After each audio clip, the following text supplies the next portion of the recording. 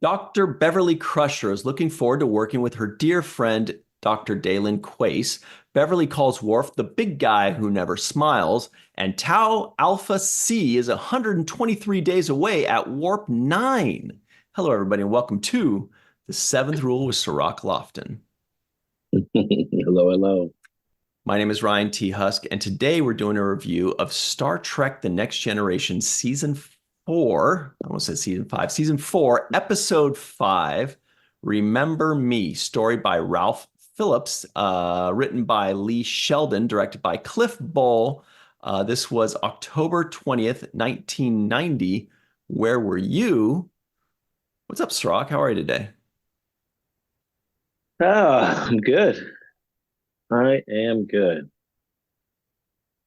I have How a about you? correction. I'm okay, but we start off poorly. I have a correction. It was not story by Ralph Phillips. That was left over from last week. That's why I had a Okay. couple notes from last week still up. It still says Suddenly Human and story by Ralph Phillips. That's why I got the 4 and 5 mixed up. But anyway, written by Lee Sheldon, directed by Cliff Bole, October 20th, 1990. I'm doing Okay. great. Can I just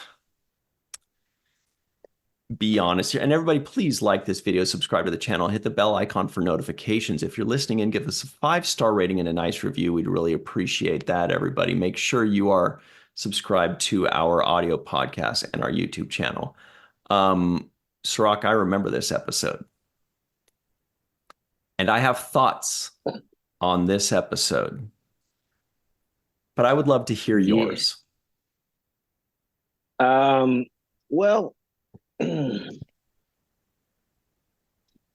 this episode gave me a great feeling of old school science fiction the way I remember it being. So this episode had the feel of a Twilight Zone episode, which is to me the gold standard of science fiction, storytelling, fantasy. It's just the best way to write something, the best way to present it to the audience and unfold the story. And for me, this meets that level of quality that I have seen in the past with Rod Serling and the Twilight Zone, um, because of the level of horror that was kind of eminent and kind of lingering, and the fear that it causes you if you were to place yourself in that same position, which you do normally, naturally, as an audience, viewing the episode. So it causes a certain level of anxiety just watching it, just trying to puzzle solve on it. Like, what would I do? Or who's right and who's wrong, and what is the solution? And sometimes the solution is like really easy to see in Star Trek, where it's like clearly just, these guys are trying to Mhm. exterminate a whole village of people. That's not the right answer. But in this case, you know, I would have been wrong if I was the captain in this episode. I would have had I would have had Dr. Crusher confined to the room. I'd be like, please. He almost did. Actually, he kind of did. He did say, maybe you Yeah, should confine yourself to sick bay. yeah, I would have been on that early, because already from the beginning I was thinking that. I was thinking, what the hell's wrong with her? She's seeing stuff that hasn't, that's not there, because in my mind, certain people's credibility is unimpeachable. So when Chief O'Brien says, I Yeah. didn't see anything, I'm thinking this guy's, his word is his bond. So he's not Yep. lying. Yep. Data. How is Data going to be wrong? Yeah, yeah. Data was like, no, that's not correct. And so it makes you question your own. Like, I had to, like, when numbers were being passed around, like how many people are on board the ship, I was thinking, how many people are on board a ship? Like, I had to go back in my memory of conversations of people saying there's about 1,000 people on Mhm. board, the ship. But I forgot, and so I started to question that, because Picard was so sure that no, that's the number that we normally always have. So I don't understand, and Data too, and everybody else. So, uh, And then when people start disappearing, that's when I was like, oh, this is dope. This is a good episode. Well, yeah, just when you're talking about Picard, uh, a lot of things popped in my head. My first thought was like Captain Mansplain for this episode. But everybody, this episode could have just been like mansplaining, like everybody going like, no, what are you talking about? Like, or gaslighting, you know. Yeah, Season 4, yeah, episode 5, the gaslighters, you know. When she says, yeah. when she says, Data, if there's only 100 people on the ship, what's with all the empty halls? Why is this so empty? And he's like, yeah, storage, rescuing people, but you could go on and on. And she's like, shut the uh, well, it's interesting because I really like this episode a lot. I think Yeah. it's one of my favorite episodes, and it's always been one of my favorite episodes.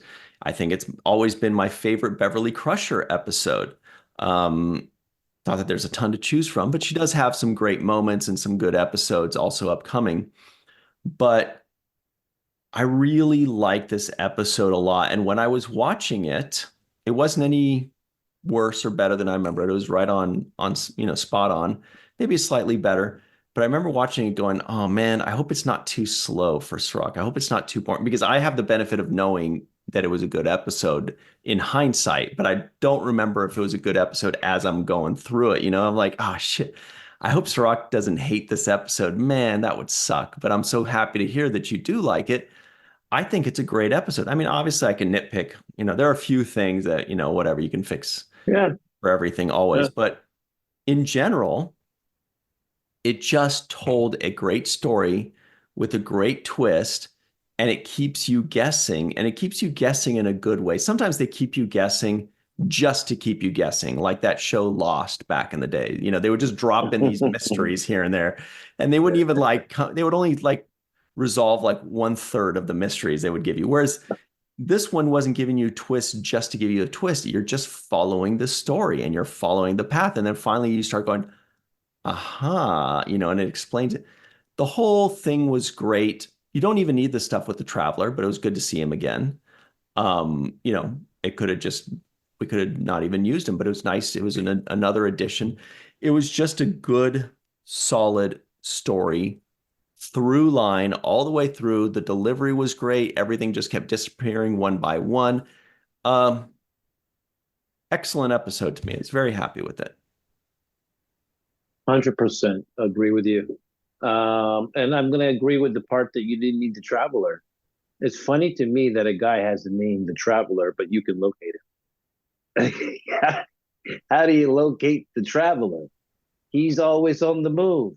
The fact that they're like, well, maybe he's at his house and is like, yeah, we'll stop by that planet and go ring up the traveler up there, Yeah. go through the yellow pages. Yeah, why don't they just have him on every mission then? If he's their phone a friend, just bring him Exactly. along. Like, is he that easy to find? Like, I don't know. He jumps around he jumped on the starship at one point, right? That's we saw him before, right? Hmm. What was the actor's name who played it? Is that Eric Menyak? Yep, exactly. Eric Menyuk. Yeah, that was our guy. We had him as a guest when Denise was here. Great guest, great guy. He does great work as a children's attorney, if I remember correctly. Really cool Yeah. guy. It was great to have him. And he's also a guest at Star Trek Las Vegas. Yeah. So that's always fun to see him there. But anyway, yeah. So it was nice to see the Traveler again, It's always cool to see him. Cool to see him. Didn't necessarily need him to move the story forward. That they did try to make it a little, like he was the missing link to solving the puzzle. So that was, I guess the way they wanted to incorporate it. But I think it could have been solved just between Geordi and Wesley. Geordi like, working back. What did you do? What happened here? What time? What was the exact moment? Da da da da. And they could have reverse engineered, through that. But nonetheless, I thought Gates McFadden gave her best performance so far on the Mhm. show in this episode. Ultimately, because she was given the opportunity to carry in an episode, so she could have probably displayed the same level of, just great performance in something else, but she doesn't get that much opportunity. She gets small moments, which she makes the most of, by the way. And it's just, you know, I have a whole new respect for her as an actor by watching the show, just because I can see how wonderful she is on this on Next Generation. And I didn't really know her from her performance; just knew her as as Gates. But now that I'm watching her as an actor, I was blown away. I gave her 4 stars in this episode for the performance myself. Just moments that I thought were great when she's sitting down with Patrick Stewart in that scene. Like kind of, it might be the scene behind you, Yeah, but yeah, it's just before he disappears, and she's about to reveal something to him, like that she wants to say. That she's like, I may not get this opportunity to tell you something, but I want to tell you. And she's going to say, she says, Jean-Luc, you and I, and he disappears. But just that performance right there, the way she was holding back, like she was about to reveal a secret of hers, it felt like. yeah. And I think she just blew me away with her performance, because it's not easy to carry an episode. There's nobody to lean on. You're by yourself for a good part of this episode. And her and the computer and her solving the puzzle by herself, all was done great. So she blew me away. The question is, Cirroc, what was the secret she was about to tell her? What could it possibly have been? Who knows? Nobody could ever guess what that may have been, but Yeah. maybe we'll see the answer to that secret someday in the upcoming seasons of Star Trek: The Next Generation. I'll give you a hint. Coffee and croissants. That's her big secret, I think. Well, no, maybe that's Picard's secret. Never mind. I'm moving on. So the point is that I totally agree with you. And this is one of the things that made The Next Generation so good, especially in the later seasons, are these episodes about a certain character. It doesn't always have to be the Picard Yeah. show. Picard doesn't always have to save the day. Picard doesn't always have to have all the answers. Picard doesn't have to be the main character. Sometimes it could be Beverly. I mean, it could have been Geordi, could have been Worf.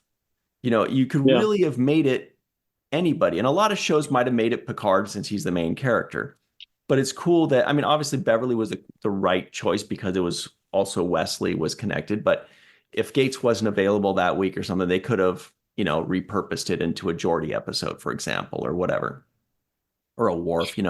But it was really cool Yeah. just to see, a Beverly Crusher episode that wasn't just a medical episode. Let them stretch their legs, let them, show off their acting chops, because otherwise she's just like, okay, well, all I'm ever going to get is medical episodes, and those are few and far between.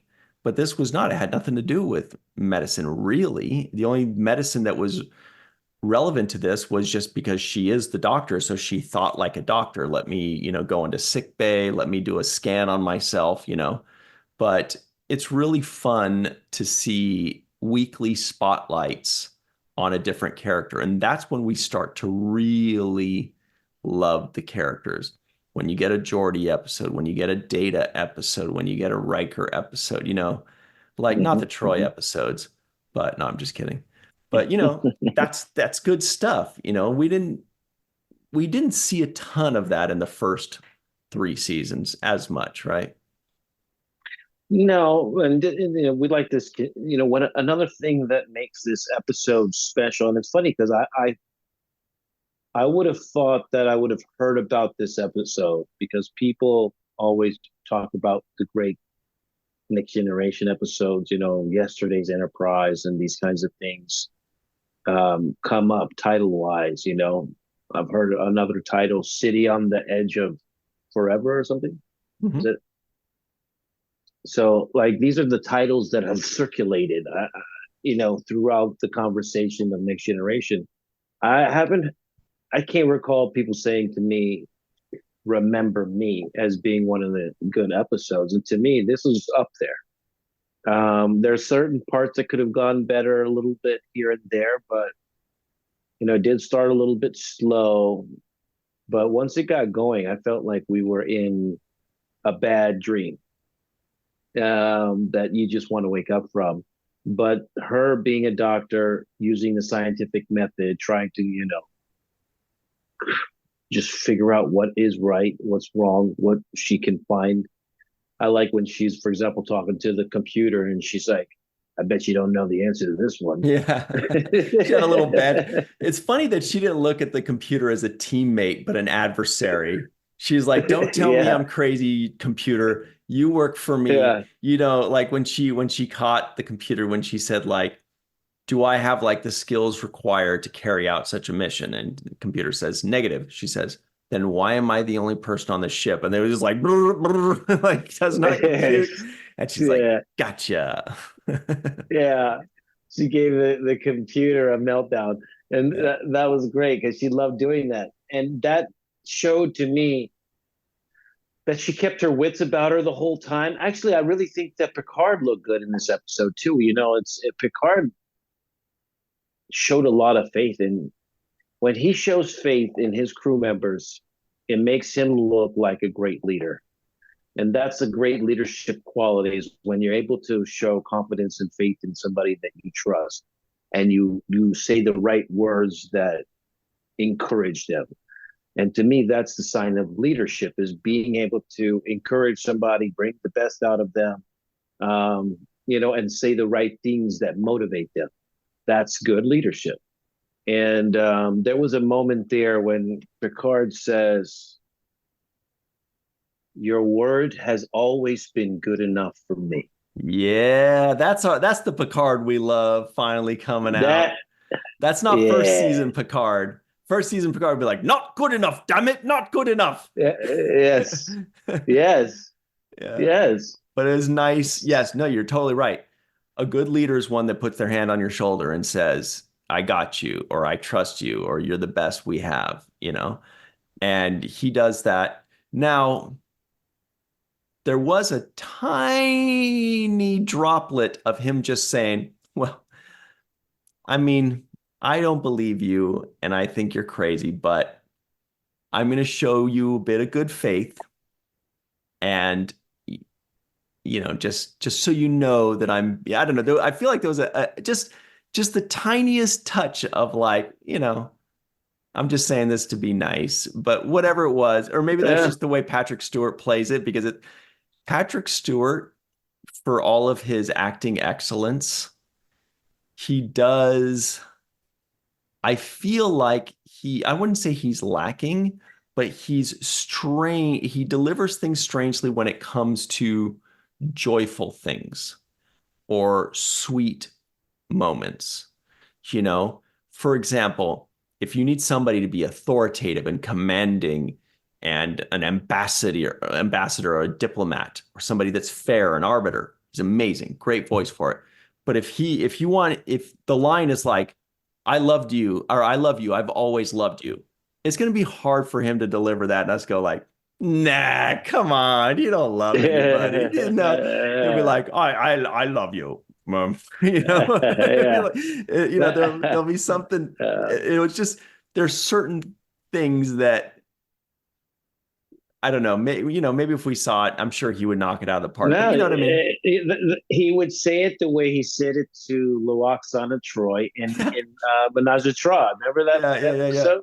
Yeah. At the end, he was like, "My love, how could you ever leave me?" It's like, it doesn't sound sincere in certain ways. There's certain tones in which it's not his best octave for emotional resonance, And what's interesting, sorry, just to finish up on that, I'm just thinking out loud here, but what's interesting is they started him off a lot rougher. And then they realized that Patrick Stewart is not that high up on the rough scale. So they softened him. Now, he's not down here all warm and fuzzy, but they softened him. And this is where he's landed. And it's a much better fit. And comparatively, Avery Brooks, they started him off softer because the character was supposed to be young, bright-eyed, naive, a lot like how Bashir was. That's why Alexander Siddig was considered for the role. And sometimes that didn't fit with Avery. Like sometimes they would give him like silly or goofy things like a la Moraine or giggling on the beach. And that just didn't quite work with the gravitas that he held. So they roughed it up. They moved up to him. And so then they adjusted for him, but in a different way. And then you had what we ended up with a few seasons later, which was magnificent, same as this. So it's just an interesting dichotomy of they kind of started off like that, but they both ended up finding a really good sweet spot for both captains. But sorry, what were you saying? Yeah, no, 100%. That's what I'm saying. It's about dialing in that tone, and that's why I said when he says those kinds of words about, I think he said something to Riker before about just don't worry, I've got your back. Something it was referred to in that way. I think there was some moment in which he lets Riker know, no matter what, I'm going to stand with you or something to that effect. But Picard says to her, your word has always been good enough for me. And I thought, oh, that's a great way for Picard to be emotional without being emotional, and so it was a good tone. And going back to Gates McFadden and her performance and tone that she took, there was a moment there when she goes to see Wesley and she says, Wesley, I need you to try to do this and that. And he looks at her and she says to him, you don't believe me. Yeah, ouch. And the way she said it was like, like a mom that's really been hurt. Like, like. Et tu, Brute? Yeah. Yeah. Yeah. So, it resonated with me emotionally and actually reminded me of the moment where Sisko is with Grandpa Sisko, and they're doing the test on him to see if he's a changeling, and he's like, yes, you're right. Yeah. Yeah, and he says to him, I need you to do the test. And Joseph Sisko's like, what? Whoa. Wait a minute, you don't trust me? You don't believe me? And it was kind of that kind of a moment, like, you don't believe me. You don't. There's a sensitivity there between a child and a parent when there's not an unconditional kind of trust there, and when that trust is broken. I miss Brock Peters so much. Just you talking about that scene got me emotional. I'm like, God, I miss that guy. When the way he would deliver things, like when he was scolding Sisko for that moment, it felt like he was scolding all of us a little bit, Yeah. It's like, we're like, I'm sorry, Brock. I'm sorry. Yeah. I was like, I didn't believe you either. He's just doing what he thinks is best. Yeah, exactly. Exactly. Anyway, we're so lucky. We were all apologizing for that. And I was feeling that for Wesley, because I was like, oh man, this is that moment when, as a kid, you're like, I don't think you're right. When the kind of moment when you realize you don't think your parent is the greatest person of all time. You're like, wait a minute, this person could make mistakes, let's say, like, bite your tongue. Yeah. And I felt like that's Wesley was having that kind of a moment right there, like, Mom, I don't think you're right. Like, I don't know how to tell you this, but I think you're going crazy. And at some point, I thought she was going crazy. Mm-hmm. So that's what we're led to believe at first. Yeah. I mean, we'll let you know what. Let's hit our break. Let's talk about this a bit more. But I think it's all in the delivery, and I think that's what did it so well. But we'll be right back on the Seventh Rule, everybody. Hi, everybody. Welcome back to the Seventh Rule with Cirroc, the Game Changer Lofton. Here are the trivioids. Dr. Crusher is looking forward to working with her dear friend, Dr. Dalen Quace. That was so rude, by the way, that we only saw him for like 3 minutes. Yeah. He was introduced. Anyway, we'll talk about that, but we think that we're being introduced to the character of the week, and that was it. Yeah. Geordi scolds Wesley in engineering. Dr. Crusher interned with Dr. Dalen Quace on Delos 4. Dr. Hill and Dr. Solar go missing. Dr. Crusher wants the Enterprise to return to Starbase 133 for a full diagnostic. Wesley Crusher is working on a warp bubble experiment. Beverly Crusher calls Worf the big guy who never smiles. Tau Alpha C is 123 days away at warp 9.5, and 1014 is the exact number of crew there should be on the Enterprise. Man, I got a lot of typos in there. That was confusing. Okay, so where were we? I think that's what it was the delivery was that in the first few segments, it seems like this is a Beverly Crusher situation, which is emotional or alien, as in there's something affecting her mind, something affecting her emotions, something affecting her perceptions, an alien or an illness or something like that. That's what we're led to believe. And we're just, and it makes sense. It all fits. We're seeing it. We're seeing that there's something going wrong. Everybody's looking around until we start hearing things that don't fit for us. And then but then we're totally lost. We're like, then I don't know what the heck is going on. But that's what sucks you in, because now you're like, tell me. I'm totally in. But yeah, so at first, right, you start to think, okay, Beverly Crusher's got some kind of illness, something affecting her mind, or whatever it is.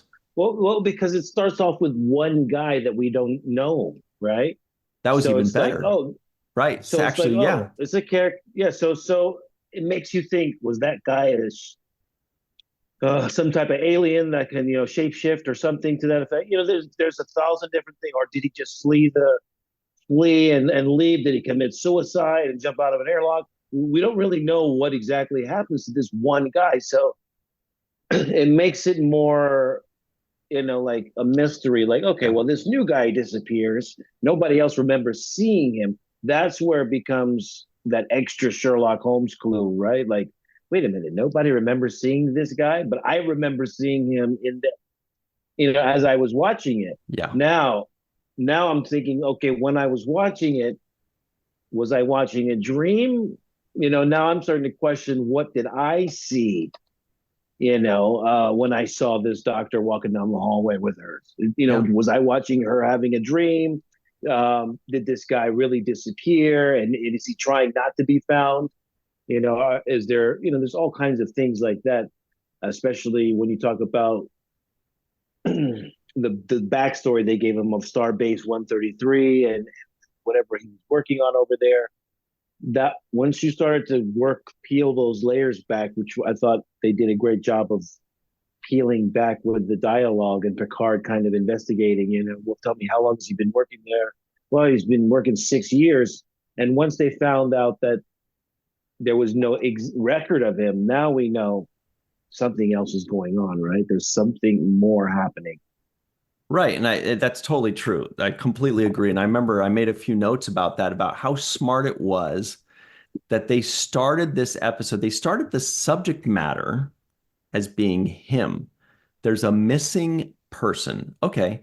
So first it's classic missing person episode. Uh-oh, what happened? Did he leave? Did he disappear? Yeah, like you said, shapeshifter. Was it not him? Was it an imposter? And then there's no record of him. So does that mean somebody's trying to disappear this guy? Somebody came in, killed him, kidnapped him, deleted the records, something like that. We've seen similar kind of things like on Deep Space Nine or whatever, where there's somebody that's just disappearing somebody. And so we start following that storyline, and it just keeps kind of going and going. And it's just so fun how the storyline just kind of keeps mutating and twisting, and we're trying to keep up with it. I thought it was brilliant. I thought maybe that was their best choice, was starting with that, because that keeps us busy for the first 15 minutes trying to think what happened to this one guy, and it turns out it's way bigger than that, Yeah, and then the big moment is when Worf disappears. To me, that's when it's like, oh shit, this is going to cost us cast members, right? This is people, when the actual main cast, when the main crew is disappearing, we know we can't have that happen, because we need to be watching this show, and I can't watch the show without data. So what's going on here? So, that's when it becomes important for us. The stakes get raised. So I thought they did a great job of constantly raising the stakes. And it just kept raising and kept raising. First, it's just one guy we don't care about Totally. disappearing. Who cares? Then it's Dr. Hill and Dr. Solar, and that's a little nam for Dr. Solar. I think You you've got seen her it. before, Yes, right? sir. Yes, sir. Yes, sir. Yeah. Yeah. So He's what? a So black then, suit. then it's like I remember Dr. Solar, right? So now I'm thinking, wait a minute, I know Dr. Solar. This other guy I don't know, but Yeah, I don't know Solar I Dr. know. Hill. Well, I don't know Mhm. Dr. Hill, but I know Dr. Solar. So that's making me think, wait a minute, these are actual people that I know. This is not just like a bunch of people I don't know disappearing, right? Then it goes into war. And then it's like, uh-oh, wait a second. And then nobody remembers Worf. So it's like, wait a second, none of you guys remember Worf? Now we know, okay, this is some kind of nightmare scenario. And I don't know, I got the poltergeist uh, chills when I saw that electric, whatever it was, the light that was coming from the door. It reminded me of poltergeist, you know, Was that the don't one in the step into the TV? light. Was that the one with the Yeah, TV? Oh man, yes, yes, totally. yes. So it gave me that kind of horror feel as well. Like what is going on? Is this an entity? Is this some kind of what is happening? What alien force? What is this? What's happening here? Yeah. That kind of does remind me too So of like some of the old horror things too. There was also like The Fog. There was The Blob, if you remember The Blob, but like those old school things of just like this big messy thing that's coming to kill people and you don't know what the hell it is or what the hell's going on. That's funny. But yeah, I mean, I totally agree with what you said in the first segment. This felt like a Twilight Zone episode just in nature, the soul, the bones of it, which is just mhm, a weird, scary, unnerving mystery, right? mhm, big time. And as soon as Dr. Quace disappeared, I thought to myself, maybe I'm going Quace. Oh, this is my lucky I had, day. I'm so glad that you saved I this for me. had to, I'm so happy. I had to use I that only one. feel bad that you didn't save that for the free for all. Now none of them are going to get to hear this golden joke. Oh, I've got Um, plenty more bad jokes where that thank came from. goodness. Okay, also wanted to point out there was a very pretty exterior shot that must have been revamped for the HD stuff, when they're leaving the star Mhm. base. That was really cool. Um, Yeah, it's cool to see Chief O'Brien. Always nice to see him. I Uh, thought the same thing. what I was about so happy to see O'Brien. what about when O'Brien was in sick bay when she's like, oh, so O'Brien doesn't remember. I better check him. And he's like, what? I'm fine. You should check yourself. And she's like, no, no, no, Yeah, I'm gonna check you. And then yeah. there was something that happened where oh, when she says Dr. Hill, there's no Dr. Hill. Well, what about Dr. Solar? There's no Dr. Solar. And then she says, computer, locate Dr. Hill and Dr. Solar. And computer says they don't basically aren't on the ship, they don't exist. And O'Brien kind of goes, like, like, oh, Yeah, see, oh, am I still the crazy one? Like it's so he did like a tiny little like, yeah, yeah. He's like, I'm just saying though, the yeah, computer agrees with me. yeah, we're all crazy, right? Yeah, Except for you. yeah, No, that was the case. But anyway, that was just a fun little look. It was subtle, which is yeah. good because this isn't a comedy or whatever, but it was there, and that's our chief. And no, the other thing is he was kind of rolling his sleeve down, and she's like, yeah, I can't find anything wrong with you. He's like, I told you. And then she's like, well, no, I'm going to run more tests. And I'm like, well, what is he doing? A colonoscopy? Look, lady, I'm not going to remember what you're telling me. Like, there's no test. She's What the like, I'm hell gonna kind of keep test is testing you until you admit to lying to me. He's like, okay, I lied. that? Get your hands out of there. Jesus. Jesus. Exactly. I was thinking that, like, what kind of tests are you going to try to run on this guy? He's like, just get me out of here. I want to go back to work. Mhm. But yeah, when Wesley disappeared, another kind of emotional moment to me because mother-son kind of connection there. That was another big moment where it just kept upping the stakes in this episode.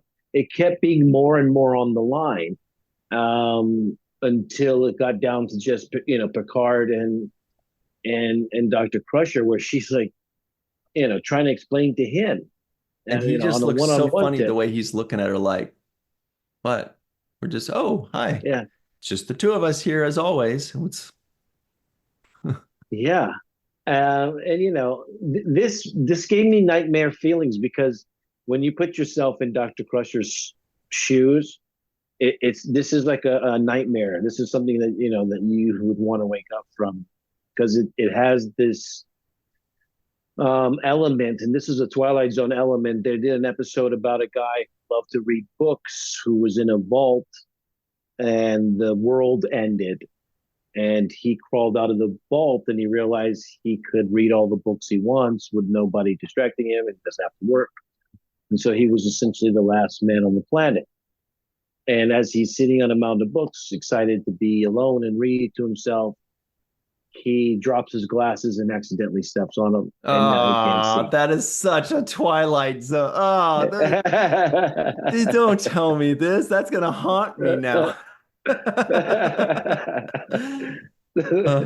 So that's why I said this is that feeling of like the walls are closing in on me, right? People are disappearing. I'm by myself now. When she was walking around the Enterprise, kind of opening doors, trying to find somebody, that was kind of a terrifying feeling, to be on a ship by yourself, floating out. You know what I mean? You're not equipped to even, that it's not supposed to be like that. And so that idea kind of is a terrifying idea.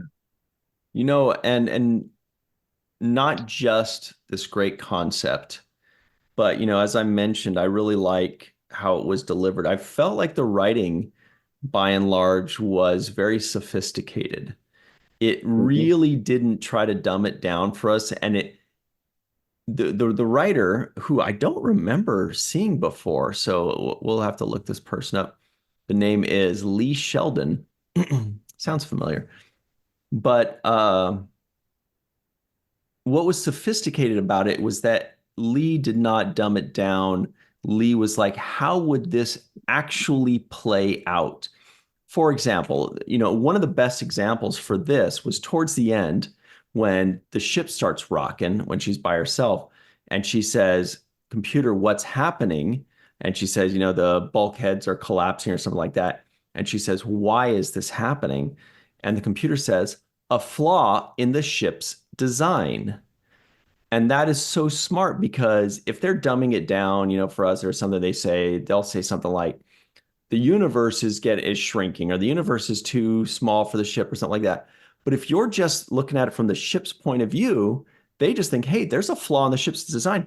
The ship ends at the universe, like it doesn't realize that the universe is shrinking. So it's just like this ship was built too big, or this ship doesn't fit in the universe. It's seeing it from that narrow point of view, that narrow perspective. And that's such a smart and open-minded way of delivering something, and really putting yourself in that perspective. And I thought little simple lines like that, I thought was really sophisticated writing. So kudos to Lee for that. Yeah. And it made me also think, in the line when she says to the computer, "I'm not talking to you," right? She's like telling she said something, and the computer responded, and she's like, "I'm not talking to you. I'm thinking out loud," basically. I like that moment.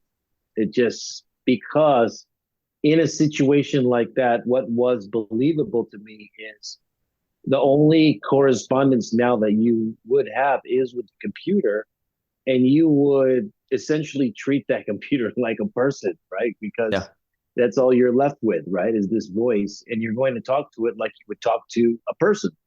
And so I thought that was also like on the money for me, as far as just a small touch, but it just made me feel the frustration she was having. It made me feel her wheels in motion as she was starting to figure out what's going on here and how she can get her way out of it. It was just a brilliant episode. Also showed like the mom son kind of telepathic powers that they have. But Yeah, again, Troy, you got all this telepathy. I know. I know. You can't figure out that she's telling the truth or Yeah, something like that's that. one of those things at the beginning where I'm like, just ask Troy, just ask, not just as a counselor, but like she'll know if Chief O'Brien is lying. You don't have to give him a colonoscopy. You could just ask Troy. She's your cheat code. Use it. But Yeah. I did look up Lee Sheldon.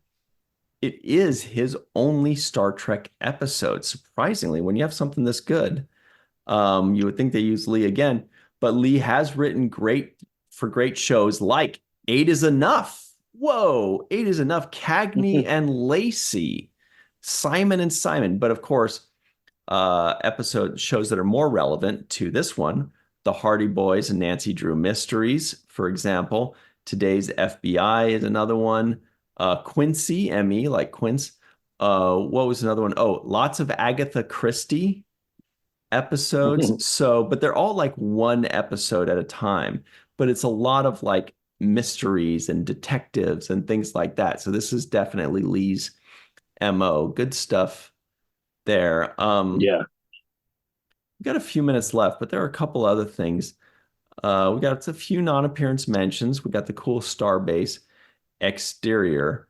I just think that overall, this is definitely one of my favorite episodes. And I feel like this is kind of one of those unheralded episodes, kind of like Explorers on Deep Space Nine, which is when you watch it, you're just like, you know what?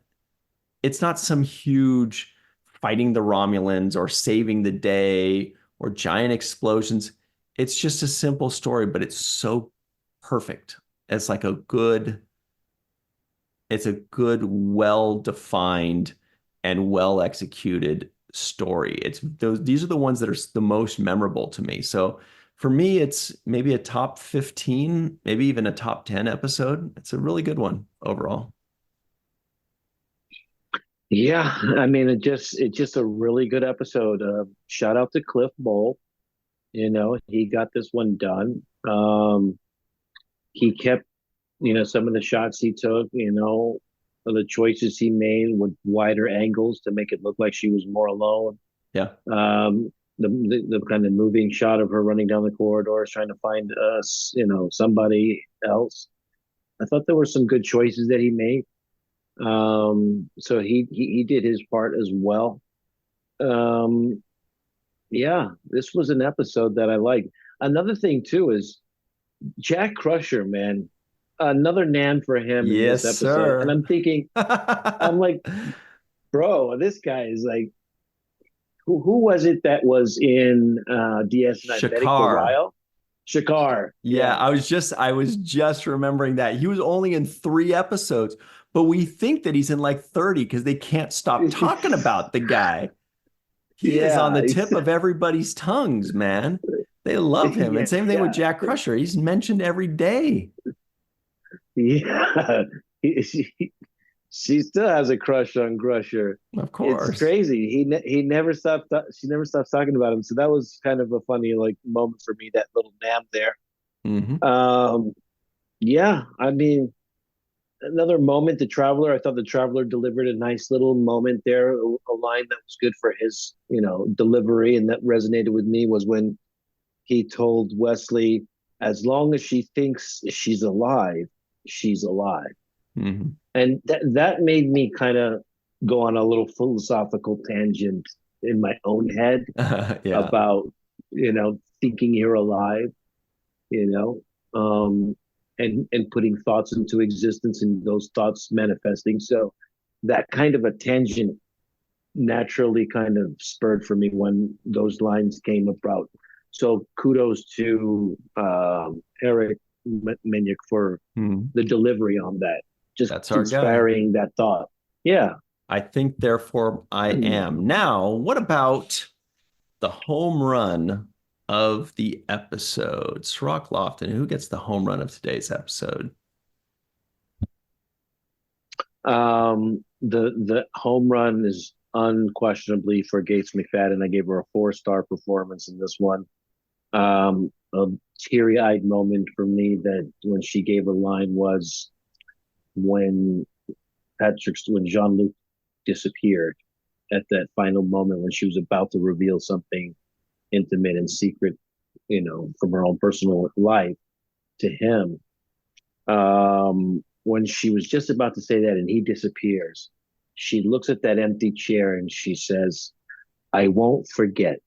I won't forget any of you. And it was almost like a metaphor for the show itself and the characters of this show. It was almost like a microcosm of how we as the audience feel about the next generation. Mm-hmm. We won't forget. We won't forget any of it because we feel close to these characters. We feel attached to these experiences. And the world that they built is something that we all can kind of play in our own ways. So when she said those lines, I thought they were poignant and they reflected the feeling overall of what it's like watching the next generation. It's an unforgettable experience. That's what you are. I agree. Dr. Beverly Crusher gets the home run of the episode, but also Lee Sheldon.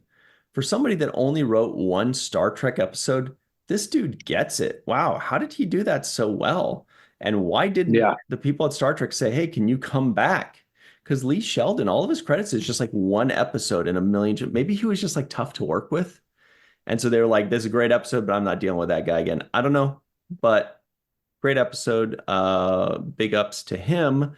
Let's say thank you to our friends. And their names are Homer Frizzell, Dr. Marie Segal, Eve England out in Wales, Yvette Blackmon-Tom, TJ, Jackson-Bey out in Missouri, Titus Mohler, Dr. Mohamed Noor, Tierney C. Dieckmann, Anil O, Polat, Joe Balsarotti, Mike Gu, and Dr. Stephanie Baker, Carrie Schwent, Faith Howell, Edward Foltz, My Live from Tokyo, the Matt Boardman, Chris McGee, Justin Weir, Jake Barrett, Henry Unger, Allyson Leach-Heid, Julie Manasfi, Jed Thompson, Dr. Susan V. Gruner, who's back.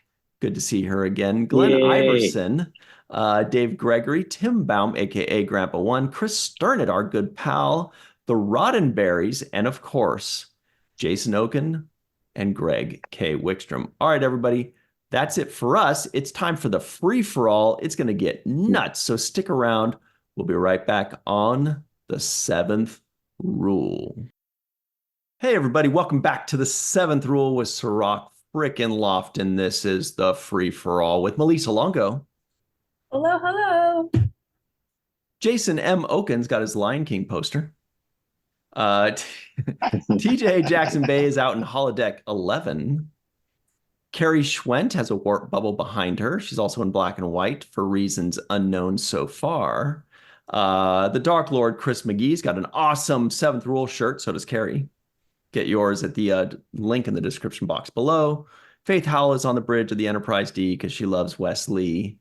And Allyson Leach-Heid has her cool Uhura Trailblazer shirt that you could get at Walk in Art made by Melissa.com. All right, first things first. Jake Sisko guesses the IMDb score.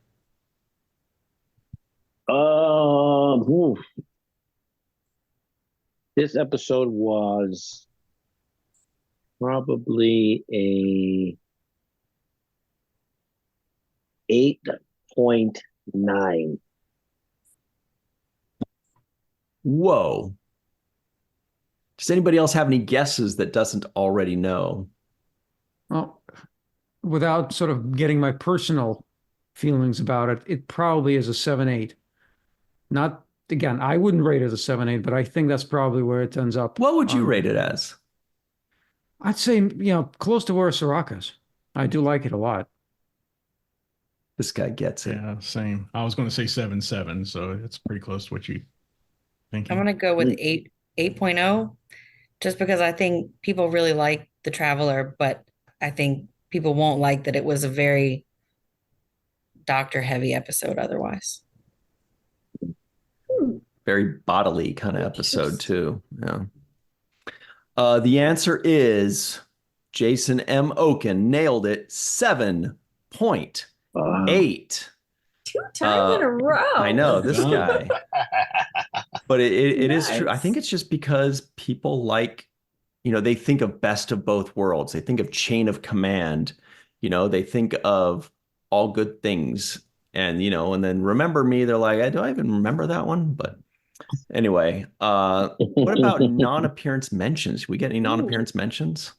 Tons. Yeah. Sure did. Feels like tons. Here's the ones I got. You guys correct me if I'm wrong here. Okay. Cirroc also correctly identified. Dr. Solar, my favorite non-appearance mention. Jack Crusher, he's every week. We also had Dr. Kaczynski, right? And we had Luoxana Troy. But did we have any others? Those were the ones I got. Those are the only 4 that I caught up to. Okay. Then it's official. What about some kinds of or some sorts of? That's where it gets meaty. I heard 2. First, Picard said, could your friend have returned to the starbase without telling you? An emergency of some sort. Ooh. Then later on, Wesley Crusher, when describing, coming up with solutions, says he said he was some kind of traveler. Talking about the Tau Alpha C. Excellent. Thank you very much, Chris McGee. All right, Melissa Longo, will you please get us started off on the right track by telling us what you thought? Oh, that's Beverly Crusher getting sucked out of the thing behind you. Please let us know what you thought of this particular episode. I enjoyed this episode quite a bit, actually. And I'm finding that Dr. Beverly Crusher is probably one of my favorite characters on the show. I think she's fabulous. I think Gates McFadden is fabulous, and I think she does a wonderful job with portraying Beverly Crusher. And her performances are always nuanced, and she's got such wonderful layers to her line reads and to her reactions, but it's always based on truth. I believe her when she tells me stuff or tells people stuff. So I enjoyed that. And there was something else that I was gonna say. Oh, yeah.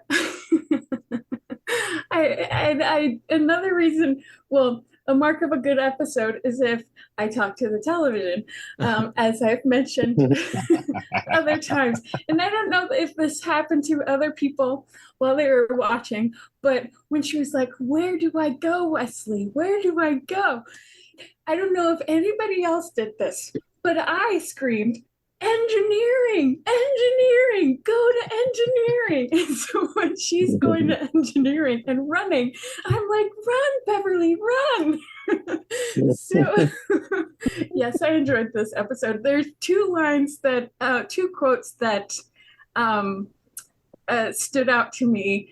My favorite quotes were one from Picard, where he tells her, "Your word has always been good enough for me." I was like, "Oh, that's so wonderful." And then the other one was to the ship's computer when Beverly says, "I'm not talking to you." Yeah. So good episode. Yeah. Great stuff. Thanks very much, Melissa Longo, reminding us all to drop acid when we watch Next Generation episodes. Good stuff. It's all natural. Jason M. Okun is also here. What did you think of this particular episode? Well, as I said earlier, I've always enjoyed it. I mean, to me, it's another example of how, a bottle show can actually be very exciting. You don't need a lot of explosions or anything else. I mean, it certainly was a money saver from many different respects, but it's exciting. You're on the edge of your seat. It's a sci-fi sort of techie story that Next Gen hasn't done in a while. It's sort of a mystery in a way, and it's probably it's certainly a unique type of episode.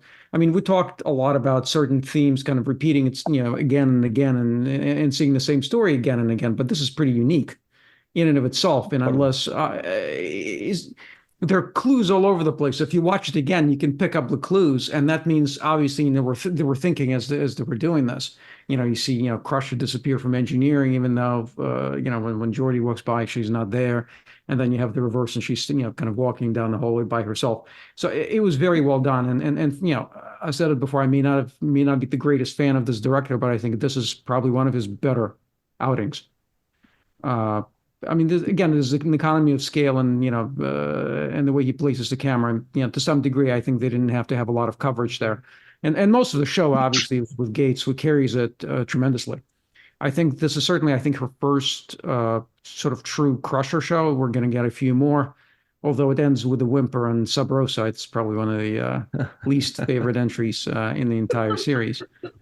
But the bottom line is, whenever she's given something to, she's marvelous. And I think, people kind of woke up to this a little bit with the third season of Picard. But I think, this gives you a pretty good idea that she certainly has range and ability, and can captivate the attention, and you watch this wonderfully. Another thing that I notice here is, a lot of times we talk about the music sort of being front and center, and this is sort of the other way around. There's certainly score here, but it's really muted, and not a lot of it. There are quite a lot of scenes with no music at all, just the background ship sound, which is interesting. It's an interesting way of watching the show. It gives you a sort of different sort of perspective. I mean, overall, are there things to pick apart? And we'll talk about them later. I mean, perhaps this is not a show where you can think deeply, because a lot of it may not make any sense. But again, it's an exciting hour. It's certainly different and absolutely worth watching. Wow. Jason loved it. Great stuff. Thank you very much, Jason M. Okun. TJ Jackson-Bey is here, and we are so happy about that. What did you think of this episode? I'm going to start off with one bit of trivia. Dr. Dalen Quace was staying in room 837 on deck 8. And that's all I got. No, I'm just kidding. No, this is also one of my favorite episodes to always revisit. It's got a lot of classic scenes in it, like Beverly hanging on the chair. Like, it's iconic Beverly scene there. And I thought that Gates, like Jason said, really carried this episode. Makes it lovable, makes it rewatchable because of her performance. And watching her just kind of figure out this mystery. And one of the things I appreciated about the way they told the story is they didn't let us in on what's really happening until later on. Like, we don't know from the get-go that she's the one that's in the bubble. We just know that stuff is happening, and we're kind of wondering, like she is, what the puzzle is. Now, there's a lot of metaphysics in this episode too, so it got me really excited. I'm going to try to keep it a little bit contained, but I love when they visit this subject of how important thoughts are, and what we create in the world, and it doesn't have to be in a warp bubble. Is the fun part of that?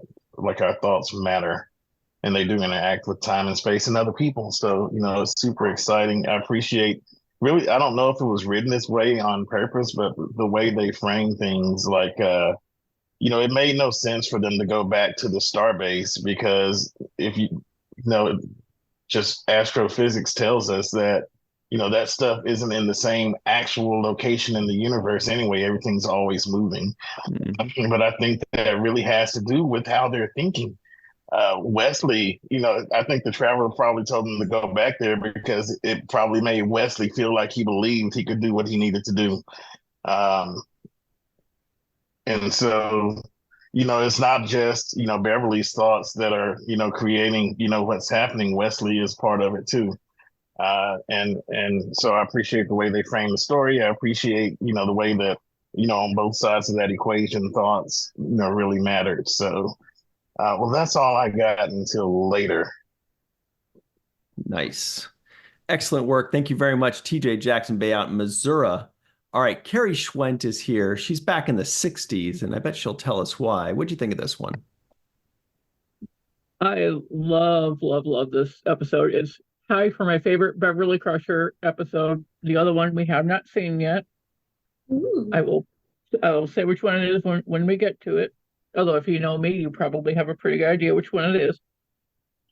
And it's probably because the recent cable channel my husband and I found had a major Twilight Zone marathon over 4th of July weekend. That this episode really feels like a Twilight Zone episode, hence the whole black and white theme, because I dress for a theme whenever possible. And an interesting fun fact I found out when looking at the actor that played Quace, who incidentally has 254 IMDb credits in his 96 years of life. I mean, the man did so much. But he was in 4 episodes of the Twilight Zone, which I thought was very, very cool. And Gates definitely puts on her own acting masterclass in this episode, because so many of the she's got so many scenes where she's either by herself or she's talking to someone and nobody believes her, but she sticks to her guns and knows what is right. And she did all of her own stunts in the episode, which I thought was very cool. I love how they did the one behind Melissa. They hung the hair on a wall and then pointed a bunch of fans at her. Wow. And it looks so cool. And apparently, a couple days after she finished her stunts for the episode, she found out she was pregnant. And and if my information is accurate, Brent Spiner is the godfather of that child, which I thought was just super, super adorable. This episode absolutely deserved its own episode, because it was originally supposed to be shoehorned into the family episode, which was a terrible idea. I'm glad they abandoned it. That's how we ended up getting the Traveler, because they decided to give this story its own full episode, so they compressed it onto the first couple of acts and then added Wesley and them, an engineer trying to figure it out, and the Traveler showing up. I love that we got to see him. I find that actor's voice incredibly soothing. I think he is very, very cool. The footage of the Starbase at the beginning of the episode was reused from the Binars episode. So that's another way of fun saving money there. And before I get to my limerick, a tiny nitpick. Picard rushes over and helps Beverly when she escapes from the bubbling engineering, but nobody comes over to help Wesley stand up. I mean, all that faith took a toll on him. He's just slumped over. He's going to stand himself up. I mean, justice for Wesley. Come on, help him stand up. But I have never written a limerick for an episode so fast in my life, and I had it written in my head the episode was like 2/3 over, and I pretty much had the whole thing already written. And it's sort of Beverly's mind as she's sort of puzzling out the situation. What's going on? Am I losing my mind? I doubt everyone would just run and hide. There's no one who believes me, but I can't take it easy. Hopefully Wesley can fix things in time.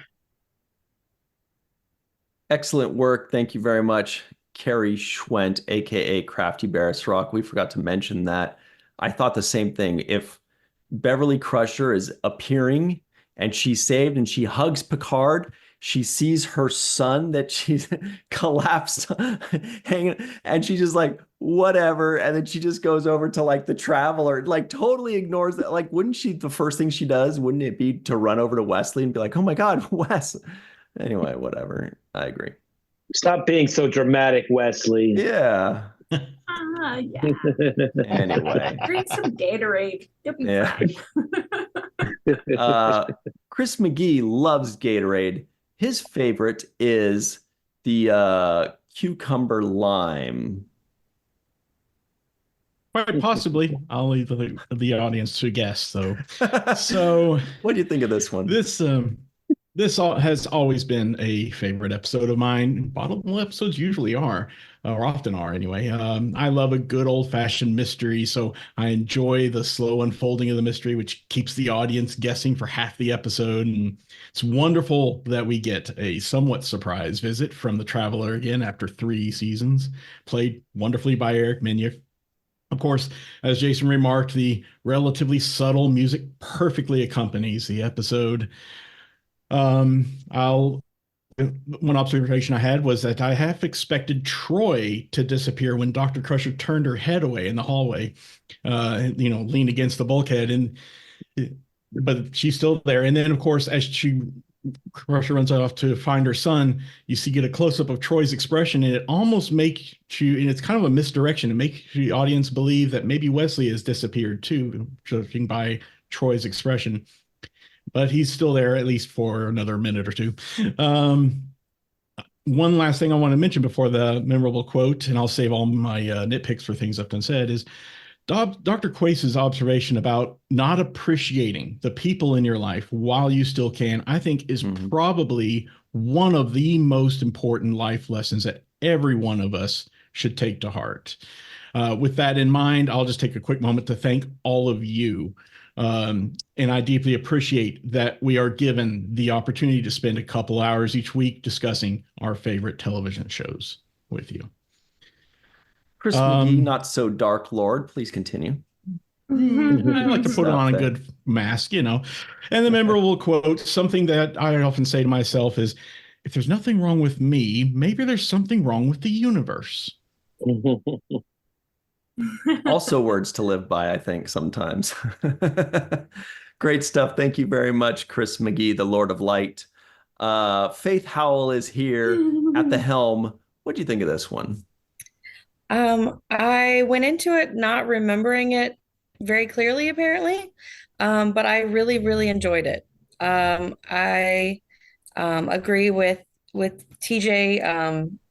I think, and let me back up. I think I disagree a little bit with Jason, just in that I think the lighter message here gave us sort of a multifaceted episode where you can take what you want out of it. So I love what TJ said about words matter. I love what Chris just gave us. And the message I took from it is how important it is for us not only to remember those who are gone, but to have other people who remember them as well. That it was very distressing to Crusher that not only were they not there, but that other people didn't remember that they weren't there and that they had just disappeared from existence. So I think that's the takeaway for me for this episode, is that, we share some collective consciousness, and that's important in grounding and the appreciation of life. So. Beautiful. Thank you very much, Faith Howell, on the helm of the Enterprise D. I should say at the helm. Allyson Leach-Heid is here, a trailblazer in her own right. What do you think of this one? I love this episode. I've always loved this episode, so I've been excited. I'm like, it's coming up. Yay! We all get to watch this one because Gates is fabulous in this episode. Her acting, her physical acting, I've said it before, is top notch. She is an amazing physical actress, not just stunts. Like when she's dismissing the computer walking down the hall, I love that. She's like, like she's fabulous. And she got to actually show us her character. She was, 40% of this episode? It's insane. She hasn't gotten that much of just her and her face, which is gorgeous, taking up all the space, seeing all the nuances going across her face. And I thought she carried this episode beautifully. I do love that we had minimalist music, but it was used really well for really key ideas to come across. I find it interesting that Rick Berman thought that this might have been a too high concept episode for the audience. He didn't really like that we were like tricking people in the beginning. I thought that's interesting. That's what I really liked about this episode. I didn't think it was a trick. I just thought we were experiencing Beverly's universe, because we were. And then we, of course, find out after the second time they tried to bridge that gap that no, actually there's two, and they're not together, and we're trying to bring them together. And I really like the idea of this is how she sees all of her crewmates. Like she created them in her mind. And so seeing that she has that she feels that she has that much of a regard from her crewmates is really quite wonderful. Like, Picard saying, your word is good. That's all I need. I'm with you. I'm going to help you figure that out. Like, so she feels that from her captain and her friend she's known for ages. And I also thought it was interesting that that's kind of how it went. Like, people who hadn't been with her for as long disappeared first. And we ended with Picard because he's been in her life the longest. That's just how I took it. And also because then she could say, you really think the two of us are taking this ship around the universe to figure it out? Like, no, that's not okay. That's not logically sound. So there's a lot of little things you can take from this, but the big thing I take from this is that we needed more Gates McFadden all the time in Star Trek. So happy with Picard season 3. Great stuff. Thank you very much, Allyson Leach-Heid, out in New Mexico. All right. Jake's final take, everybody. Cirroc, any final thoughts on today's episode? Yeah, I heard a door chime in this episode when Dr. Crusher was ringing the bell for Quasey's room, and the door chime, it's just a small sound, but it made me think how much detail goes into the little things of them having to create that sound just for the Star Trek door chime. So just a small sound effect, but it sometimes it deserves some notice. I like when the computer said the primary mission, out loud when Dr. Crusher asked, computer, what's our primary mission? And the computer responded to explore the galaxy. I thought that was just a reminder of what we're here watching this show for, kind of to explore the galaxy. So I like that moment there. And I can feel for Wesley because I've created a warp bubble several times in the bathtub when I was younger. It's a warm bubble, not a warm bubble. Oh, sorry.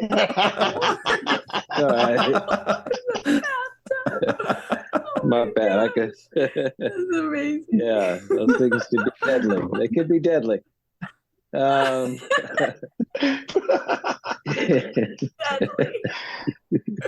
Especially if there's residue.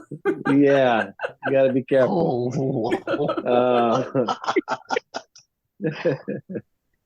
But yeah, I did have a kind of a thing where I felt like some of the logic could be explained when the crew was disappearing. The way Data was like, no, we have extra room for hostages or for whatever we pick up and stuff like that. But at the end, when it's just Beverly and Picard, I would think that Picard would think that that's unusual, that there's a bunch of empty seats here. Like, what am I doing sitting here by myself on this? It should become weird to him at that point. I understand that the people that he knows are gone, but it should be weird because I guess you would know that your training is for leading a crew of men, and there's nobody to lead in this particular moment. So I would think that would resonate with him. But that's my own little kind of silly logic, though. And the last thing I wanted to mention was I enjoy the logs in the beginning. They have the captain's log, and this one started with Dr. Crusher doing the doctor's log.